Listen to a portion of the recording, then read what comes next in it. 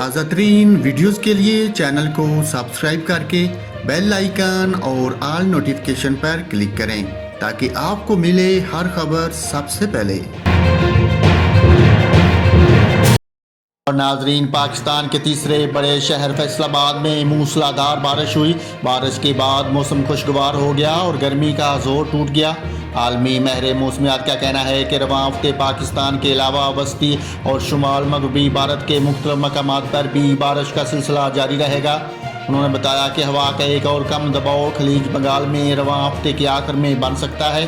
دوسری طرف مونسون ہوائیں سندھ پر کل سے اثر انداز ہو سکتی ہیں۔ تیز ہواؤں اور گرج چمک کے ساتھ کہیں کہیں تیز بارش بھی ہو سکتی ہے۔ محکمہ موسمیات کے مطابق مونسون سسٹم کے زیر اثر ترپارکر، عمرکوٹ، سانگڑ اور بتی میں 22 سے 25 ستمبر کے دوران بارشوں کا امکان ہے۔